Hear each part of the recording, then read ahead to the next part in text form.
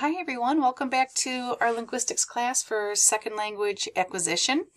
We're going to review chapter 2 of our text, which is so interesting because it talks about our L1, our first language, and it explains how we acquire that first language, because we know that we don't sit babies down and we don't teach babies. Humans learn language by acquiring that language, and this is what chapter 2 talks about. It's an important chapter for you to understand the fundamentals of language teaching, because we're trying to imitate this now in teaching our older learners. So make sure that you have a clear understanding of the difference between acquisition, which is the natural process that occurs without conscious effort in learning the language, versus learning, which is direct teaching. So make sure you have a good grasp on the difference between acquisition and learning.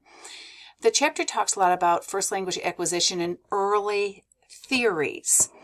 And you won't really need to know these, but it's kind of interesting to read them: imitation theory, reinforcement theory, and then of course behaviorist theory, which still has some relevancy. So be sure that you read that and you're familiar a little bit with that.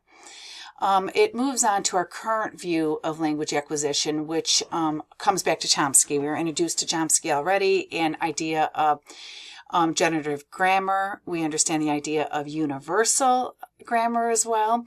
So this reviews the ideas that Chomsky has and our insights in understanding how humans learn language. So this is super important. Make sure that you focus in on the sections, and also we have a little bit of psychology and focus on the child. We hear a little bit about Piaget in his research on maturity and stages of learning.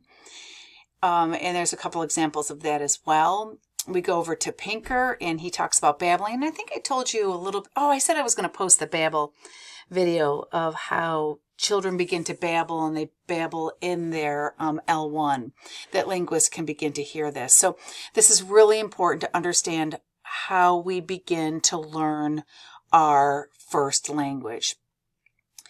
It talks a little bit about signed language as well. Anyone that's had a baby, we know that even though it may not be ASL, we see that our babies learn sign language as well.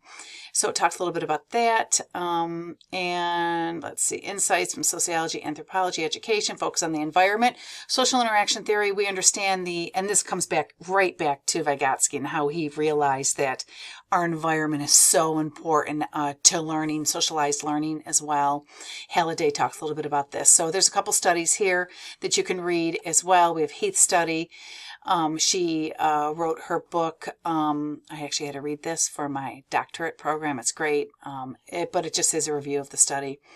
Another account for language development, and then insight for linguistics, focus on the language. So, and then here we have universal grammar. So make sure you really understand this idea of universal grammar. We talked a little bit about this in our last video for chapter 1 when it's introduced, and the idea that language is innate, that humans will learn language, and that we're built to understand grammar. And regardless of the language that a baby's immersed, he will begin to learn the grammar structure of that language. And this is what Chomsky means by this idea of universal grammar, that our brain is wired for that and prepared to learn those grammar systems.